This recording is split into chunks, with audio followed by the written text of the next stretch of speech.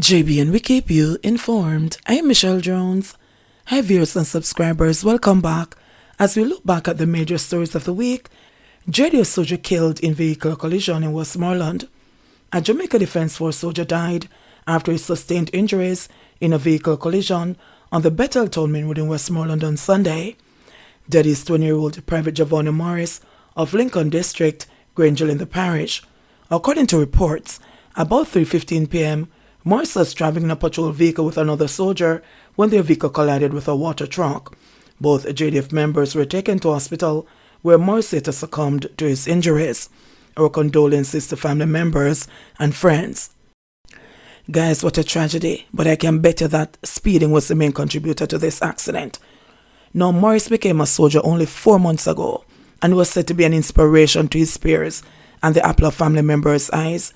According to his stepfather, Peter Bowen, the 20-year-old was well respected as he blazed a trail of excellence.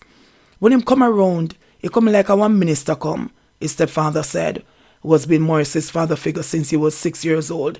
Everybody just like him and his behavior. But time and time again, I've seen these soldiers, young soldiers especially, driving these ratty rather recklessly, speeding. Remember, they don't have no door, they don't have no top, they don't have nothing. And these young men, them drive like they're upon the autobahn. And it is the plain truth. And I know a lot of persons have seen this. But it is rather unfortunate that this young man, only 4 months ago, that he became a soldier to make his family proud. He said that he had promised his mother that he was going to buy her a house. And this will never ever come to fruition, unfortunately. And so my heart goes out to his mother, his stepfather, and all his friends and relatives. It is rather a very sad tragedy. Moving on to this story, the most senseless killing since the start of 2023. A 21-year-old farmer is in custody, and a 28-year-old farmer identified as John O. Walker, otherwise called Teddy, a resident of Westville District, Mavis Bank, St. Andrew, was killed on Monday morning over $100. According to reports, on New Year's Eve night, Walker and the other farmer had a dispute over $100 while they gambled in Westphalia Square. This led to a fight, which residents intervened and parted. The police say about 9:30 on Monday morning, Walker was coming from a shop and heading to his farm with his machete in his hand when he confronted the suspect along School Road in the community. An altercation again developed, which led to a fight. During the fight, Walker was stabbed several times in his torso. He was taken to hospital where he was pronounced dead. Police said the suspect, who was cut on his left hand and forehead, handed himself over to the Mavis Bank police station shortly after the incident. So guys, in this East Rural St. Andrew community, a place where we say we go up a country, the residents said that there is rarely any fistfights or quarrels. But on Monday they were frightened by this murder. The whole community was jolted. Now, according to a resident, them things that happen around here say no. Years now. We work from Sunday to Sunday. Everybody live good. Teddy no give trouble and the next youth quiet. Me never see my work though. But me know say both of them born and grow years and even got the same school, the resident said. Now, according to an eyewitness who said she was going to fasting when everything unfolded, this is what she had to say. Me and John come and stand up and attack and me see Teddy going up. The other guy coming down. Teddy said to him, "My youth give me things now. My youth me not like how you going, you know." The woman claimed that the other man brandished a knife. Teddy defended himself by hitting the man with his cutlass. Me stand up and me say, "What is this?" The woman said Teddy lost his balance and fell, and the two men began tossing on the ground. She said a man tried unsuccessfully to break up the dispute. Teddy get up and jump on the bank and try to escape the other guy. But the other guy jumped on him and two of them flicked down the bank. Me not hear any scream or anything for a few. Me can't see anybody come up. Little after that, me see the next guy come up with a knife and him close blood up. Now, a picture that has been circulated shows Teddy crouching on his knees with a knife in his side. His bag was still attached to his back and a portion of his scalp was cut open. $100. $100. Tell me, what $100 can buy? Them money a gamble. That's why I tell you, say, men, me not like gamblers, you know. Because I come like say when someone a gamble and lose and sense of reasoning. But $100? $100 can buy dollar juice. What can $100 buy? That this man lost his life over fame $100 because I must say, you give me thing, no me like what you behave now. So you kill a man over $100. You're gambling, you don't have money. Brother, go sit down one side if you don't have money for gamble. Dog, I want to you. You kill a man over $100. No, the resident said that she has never seen this guy working, but she know that Teddy work. Teddy was going to his farm when he was attacked and killed. So, boy, Teddy easier to walk off and just make him go on with the bills. Because you'd have been alive today. But Teddy said, listen, give me bills, no brother, because I feel one. But you're gambling, you don't have money for gamble. Because if you don't have money for gamble, you don't give me $100 from the same night. Unless if you said Teddy never win the $100 fairly. But how can you kill somebody for $100? And even when they drop and they get up on my run, you still, boy, I tell you something wrong with them Jamaicans, you know, come like we head to what, you know. So now this 21-year-old guy is going to go before the courts.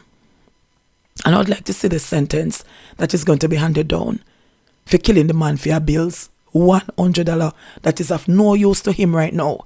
And I'm sure that he's thinking, sitting in the jail cell, saying, me sorry, me never even borrow the $100 and give back to Teddy. Because me not thinking I'm right, man, he must go to jail and say, yeah, man, him deserve it. Something is wrong. Even the food where I eat, or the water where I drink, or the oxygen where I breathe, but something wrong. You kill a man, the man was living with his mother. His mother is sickly. Teddy was living with his mother. Not the mother who is going to be looking after her. It was sad. And the sadness and the craziness continues in 2023. I thought would have left this behind in 2022 and move on to something positive where we are read us pay positive news. Because some people don't really like positive news to themselves. Man, the news boring here and nobody not dead. But I would have really and truly prefer to start 2023 like that. Now this lady, sickly woman, has her son she know have to bury her son for your bills. Just because him dead for your bills. Oh boy. Moving on. Mother and son found dead at home in Manchester. The Manchester police are investigating the circumstances surrounding the death of a woman and her son after their bodies were found with what appeared to be gunshot wounds in Providence District near Homewood in Christiana, Manchester on Tuesday morning. The deceased have been identified as 52-year-old Althea Rowe and her son as 35-year-old Cleon Palmer. Police theorize that the two were killed on New Year's Eve. Now, relatives became concerned after multiple attempts to contact Rowe and Palmer were unsuccessful. A police source said shortly after 11 o'clock, a relative went to a house in Providence and found the bodies. Rowe worked at a bar in the corporate area, was visiting her son at the time of the incident. A police source has since disclosed that Palmer was wanted in connection with shooting incidents in Manchester. Now, the question I'd like to ask Miss Rowe is unfortunately deceased is, you didn't know your son a criminal? No, the police said that he was being sought for shooting incidents in Manchester. The police are also reporting that he left Manchester and went to Trelawney, and then he came back to Manchester.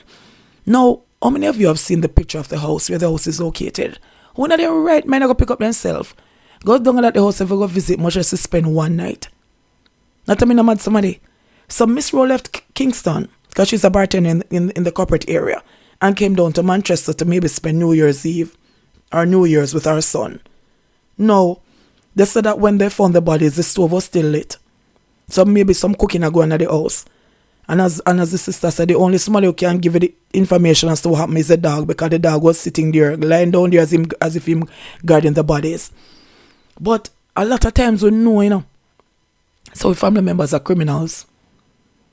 Because if anybody know, it will be us. If I see him buy certain kind of shoes and I buy certain and I live certain way, I know him never work. The only way he can buy that is unless him is a criminal. Because nowadays I don't think most women are going to take up money with them I used to support man anymore.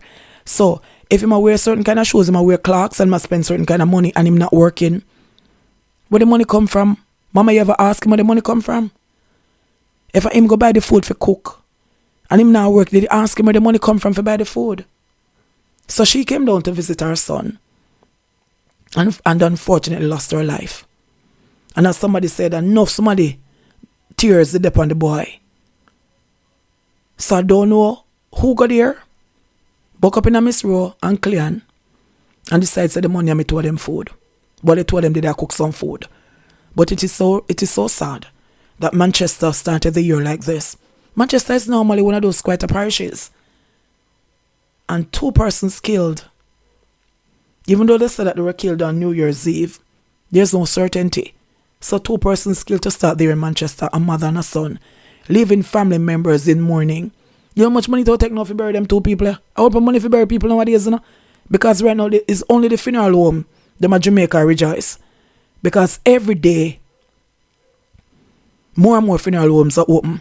I don't know if you're aware of it, but a lot of times now you see storefront funeral homes, where all them have is a storefront and them store the body elsewhere. But that is a booming business in Jamaica now. And of course, it seems as if it's going to continue in 2023. More funeral homes are going to be opened. But if we know so our family members are criminal, and you're afraid to report them, avoid them. Because the more you avoid them, is the longer you live. If you know so your family members are criminal and people are trying to identify you, say, this know me, no know him. Because nowadays when they can't catch Quaco, they catch a shot. So if me a family member and I'm a criminal and I say, no man, that's my cousin, or that man, no, me no know you. And me a bluntly say it. Me no know you because guess what? When you're in your ranks, nobody now come kill me for you. So if Miss Ron know that her son was a criminal and she went there, rather unfortunate. But mama, you didn't know. Couple found dead in suspected murder-suicide in Mandeville. January 3 should have been a happy date for the Ellises at their Bonita Crescent home in Manchester, as they should have been celebrating their wedding anniversary. However, this has now been tainted for their relatives and friends, whose most vivid memory will now be that of a wife lying in a pool of blood and a husband hanging at the back of their home. Acting on a missing persons report, the police visited the couple's home in Manchester on Tuesday and stumbled upon the bodies of 48-year-old former taxi operator Keith Ricky Ellis and his 43-year-old wife, Stephanie, a former loans officer at a bank in Mandeville. Now, according to the police, Stephanie, who was found with a wound to the head, is believed to have been bludgeoned with a crowbar. Their deaths are believed to be a case of murder-suicide. Now, relatives are saying that despite a known breakdown in the couple's more than a decade-long marriage, and with plans in motion for a divorce, they could not have anticipated the tragic end. According to Keith's mother, Ivy Nemard, they were together for about 20 years and married for about 15 to 17 years. She said she heard about 2 months ago that they wanted to be divorced. Miss Nemard said that when her son was first served with the divorce papers, he refused to sign them. However, after retaining the services of a lawyer, he began to follow through with the process. At the time, Miss Nemard said, I think it was actually today that the lawyers were supposed to get the signed documents, but the whole thing was stressing him out. Him go America and come back and him get all stroke, she further disclosed. She claimed that her son had expressed his displeasure with marriage on more than one occasion, as he was being criticized for snoring loudly, among other things considered to be trivial.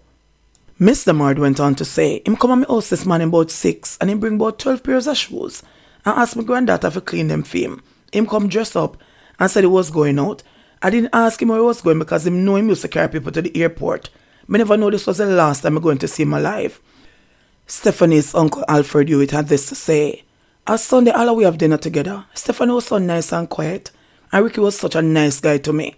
I knew about their plans to divorce, and I was going to ask her why she didn't find somewhere else to live. But I say, maybe just leave it because I've never seen them quarrel, and Ricky never came off as violent. When me hear her, me fall down on the ground. Taxi operators playing the New Ground to Mandeville route were equally as shocked and heartbroken. It is sad. We know Ricky from a long time in the taxi business, and we know Stephanie. I know the shocking news just 3 days into the new year. They were together for a long time.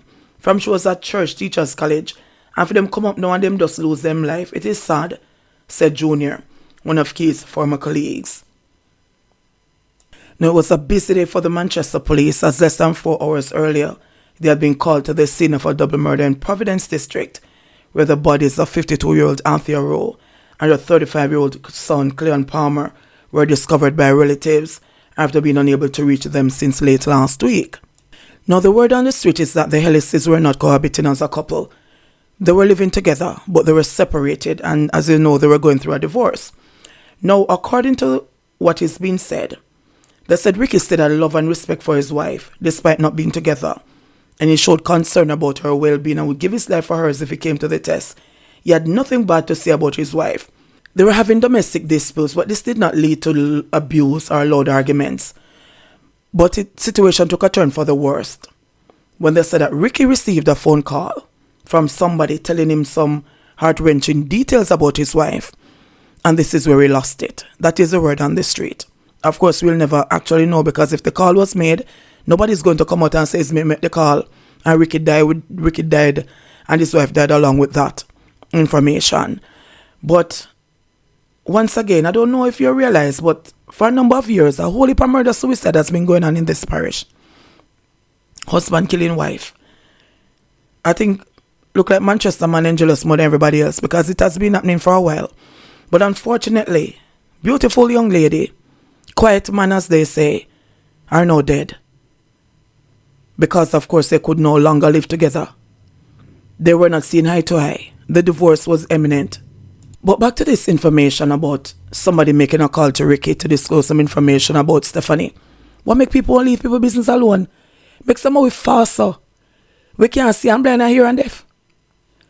Some of we too all up in our people business. And while we all up in our people business, so we business right when we are while, because we have so much time for focus on other people business that we now focus on full business to try and fix it.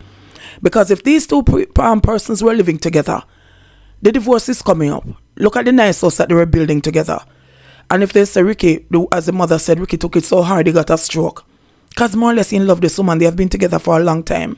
From she was going to school. So they were there trying to work them thing out. We never can tell if they might get back to the stage where after a while and say, say, I really love you, I don't want for divorce. We don't know. But somebody had to dip their mouth in them business and decide to them to care information to Ricky. Talk it truth now. How it concern you? If people don't live together and them go to them divorce, how it concern you if you go to the man for say, listen, XYZ. Leave it alone, make the man find out if he need to find out. Why you need to be the receptacle for that? Someone want to too fast, man. Sometimes someone want to get conk on the mouth. Because we need to leave people business alone. Now going back to this so-called caller who called Ricky and gave him information. If you say something happen, what have to do with you? If two people might live together under the same roof, yes, they might not be sleeping in the same bed. And she might not be doing his laundry. And she might not be doing certain things to him and he might not be doing certain things to her. But for some reason, even though they were getting a divorce, there was some form of a resolution, some form of peace.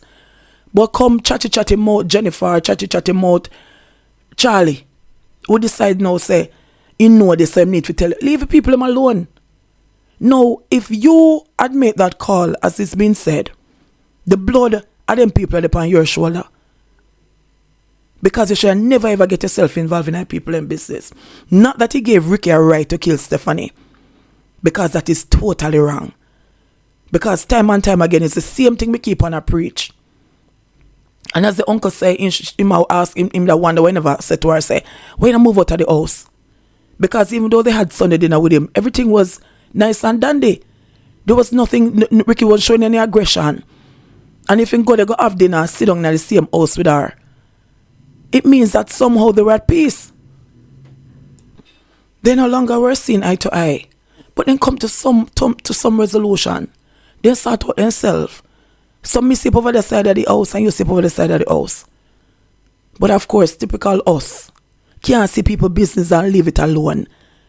Me know so many need to tell you. Why? You ever realize that you have some people who not call you unless they have bad news to tell you? As soon as something bad, they find your number and call and call you. But if something good happen to somebody, they not call you and tell you, But make something bad happen to somebody else, so quick them pick up their phone. I wouldn't hear from them in a months, in a years. Are you frightened for say, but me know say Jackie still have my number. But because of bad news, then can't call for spread it. Some of them must lean for keep him out. Either keep it his mouth, keep it his life. And if it is true that that person had made the call, see, it's the end of it now, how you feel within yourself. How you feel? You just say, sure, I just saw you go. You did need to know. Because yeah, somebody must still a whole lamp on the fact for say, listen. Nobody need to tell him I need to tell him because he need to know. You're too blasted fast. You left people business alone and go mind for your business. Because maybe right now a man where you live with have 4 different women with you. Or the woman where you live with, I give you a bun right on top of your ear and you don't even know. Make people business stay alone, man. Because if you had left the people in business alone, maybe the woman would have been alive and the people would then go through the divorce, start out themselves, find love again, move on. Cha man. Cha. You know, let me leave this alone and move on. British citizen Sean Patterson, first murder victim in St. James in 2023. 33-year-old Sean Patterson, a personal trainer who resided in West London in Britain, was shot dead by a gunman at a guest house in Bowgill, St. James on Monday. According to reports, about 11:45 a.m., Patterson was standing on the pool deck at the One Love Villa in Bowgill when he was approached by a man with a handgun. It is reported that the gunman chased Patterson and shot him multiple times. The police who were called saw Patterson in a pool of blood when they arrived. He was rushed to the Cornwall Regional Hospital, where he was pronounced dead. In a video statement on Wednesday, Deputy Commissioner of Police DCP Fitz Bailey, who is in charge of the Crime and Security Portfolio, said that their investigations have so far theorized that the murder was a contract killing that emanated from Britain. Bailey went on to say Patterson arrived in Jamaica shortly before New Year's Eve on December 29 with another man who was also from London. The pair had spent several days at an apartment before checking into the villa in Bowgill on New Year's Day. Later that day, the two Brits met up with a third man from Kingston who is said to be a deportee who would be present when Patterson was shot and killed. All three men had stayed at the guest house in separate rooms, and the following day about noon, Patterson, the Jamaican man, had gone to the villa's pool deck. It is reported, according to the deportee, that his back was turned to Patterson when he heard several loud explosions which sounded like gunshots. He reported that he looked around and saw a lone man dressed in a black hooded t-shirt with a handgun shooting Patterson. He reportedly fled and hid in bushes. Bailey went on to say that Patterson was not robbed. DCP Bailey also said that from credible information received, Patterson is well known to the UK authorities and has an extensive criminal record for a number of offences, which include narcotics, violence and firearms. He said that local authorities were working with their international partners and were making significant progress in the case. Shaba, the deportee, has since been taken into custody. So once again, we had to show that we are the most callous, coldest and heartless persons anywhere in the world. So Patterson came down, as his mother said. He had travelled to the Caribbean island to meet family, and it was the first time visiting the country. She said that he had relatives on his father's side, but he never got to meet them before he was shot and killed. Now, Mr. Bailey said that a contract was taken out. A contract was taken out on this young man. So why them had to execute that contract here? Not that this young man, I don't know anything about him apart from what the media is saying, and I would not wish death on anybody. But if a contract was taken out on his life, why had to be executed here? Why couldn't be done in London? Look how big England is, how much people live there. But a contract was taken out on him, as they say, and it had to be carried out here. Well, the only place in the world where they have contract killers is Jamaica. That this young man came down, visiting the country for the first time to go know his father's side of family. And this was the end result. What the hell is wrong with us? Why we feel so we big bad and bolder than everybody else? The young man came down. They said that he went to Berris and Budget's concert, having a good time, enjoying himself. But he was killed while sitting there with a friend, a deportee. Is it that they had some beef before? Or the young man out here, Shabba never like him, but him not know, because a lot of time we think some people are friends and they aren't, you know. Then with the biggest laugh and the biggest smile and behave like them, we and them are friends, but they're our biggest enemies. So I don't know. Because it was strange that Shabba and him out there alone, and Shabba just one man walk up. Because Shabba said that he was on his phone. Patterson was on his phone. Was it that Shabba was on his phone making the call for say, come right now? There are so many there are more questions than answers in this case. But a family has been left in mourning. All the way in Britain, Jamaica has been scarred once more. And people looking at us as if we are some monsters, which most of us aren't. But once again, we had to make the headlines, and not in a good way, not in a positive way. So this young man has been killed, 33 years old. His mother said that he should have been married sometime this year. It's crazy. And the craziness and the madness continues. 2023 doesn't seem as if it's going to be any different from 2022, 2021 or 2020. But we're going to be following up this one because Shabba has been taken into custody. He has not yet been charged, so we don't know exactly what is going to be happening here. And finally, the biggest story of the week, the story that is on everybody's lips. Robert Chin, the brother of Vice President of the People's National Party and a Member of Parliament for Manchester North Western, Michael Phillips, has been charged following the seizure of 12 kilograms of cocaine at the Norman Mall International Airport in Kingston on Monday. Now, Chin was attempting to board a departing flight to the United States of America about 7 a.m. when a search of his luggage was conducted and the illicit drug with an estimated street value of $600,000 was allegedly found. The police said that he managed to evade arrest. However, he was later arrested about 6:30 the same day. Chin has been charged with possession of cocaine, dealing in cocaine, and attempting to export cocaine, and conspiracy to export cocaine. 56-year-old Chin has been granted bail on humanitarian grounds because he suffers some renal failure and needs dialysis treatment every other day. His attorney Peter Champagne KC has accused the police of playing hot potato with the health of his client. Champagne said Chin was taken to get treatment on Tuesday, but he was not taken on Thursday.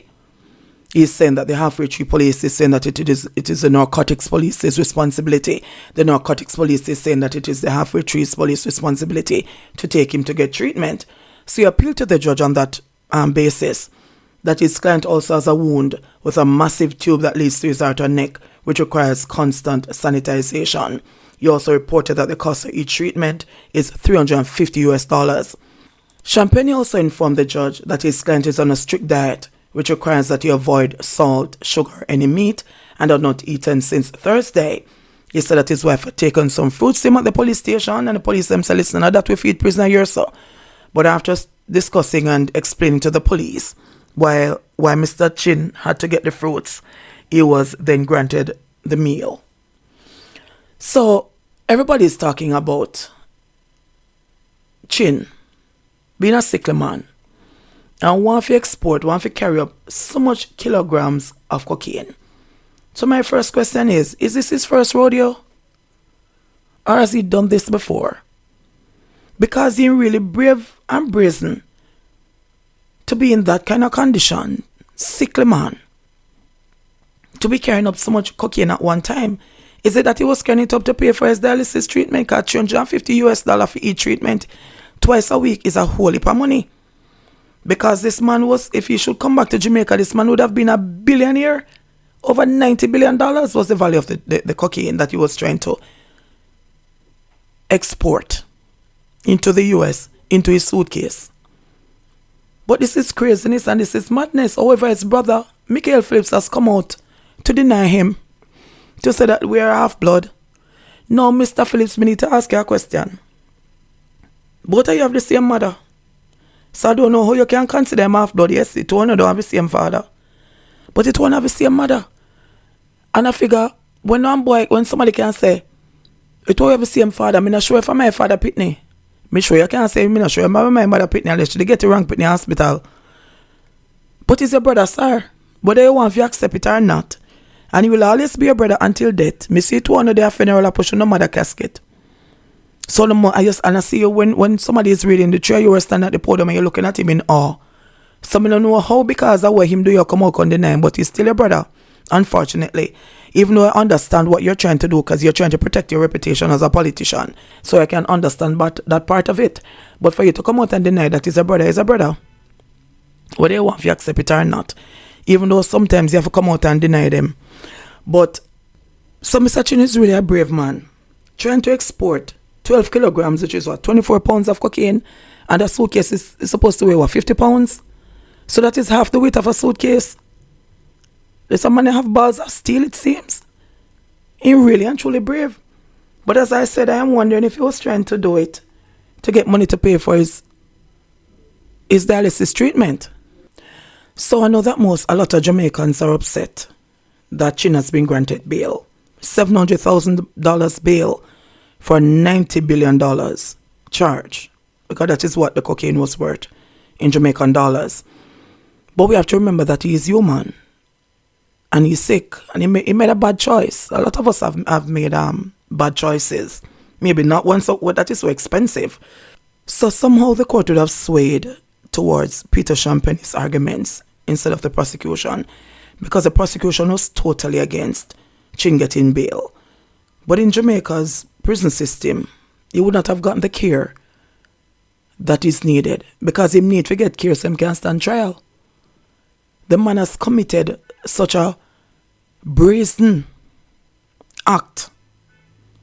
$90 billion worth of cocaine. You know how many families would have been affected by this? So we need him in fairly good health for him to stand trial, because he needs to stand trial and then he needs to be sentenced. And we don't want no slap on the wrist sentence, because 12 kilograms of cocaine is a whole heap of people's lives this was going to destroy. A whole heap of families were going to be destroyed by this. And so, Mr. Chin, I know you can have a speedy recovery because of this, the condition that you're presently in and what you're ailing from. But we need you as strong as possible so that you can stand before the judge and you can be tried and then you can be sentenced. And then Mr. Champagne won't have any excuse, or any other lawyer won't have an excuse to say that this man cannot go to prison because he's sick. He was a sickly man when he was making the decision to export the cocaine. And he's going to still be a sickly man when he's sentenced. But something needs to be done. Something needs to show that, listen, it doesn't matter where in Jamaica you come from, what society. If you commit a crime, you should be sentenced just like the man downtown. Just like the man who couldn't afford an expensive lawyer. You need to be sentenced and you need to pay the piper. So even though enough of we upset that he shouldn't have gotten bail, but with him being in jail, he would not have been getting the medical attention and the care that is needed to stand trial. And we certainly don't want him to pass before justice is given unto us to soothe our heart and soothe our conscience. And so let us just hope and pray that Mr. Chin will get the care that he needs, so that when he returns to court and the trial is concluded, we can say, yes, this kind of sentence is what is needed, it is justified. So anyway, that is it for this week. Remember, thanks for your support, thanks for continuing to tune in, thanks for the comments, thanks for the feedback. And I tell you now again, walk good, either keep at his mouth, keep at his life. Enough love, blessings, respect and appreciation. It's JBN. We keep you informed. Please remember to subscribe, like, share, leave us a comment and click the notification bell to receive our daily news items.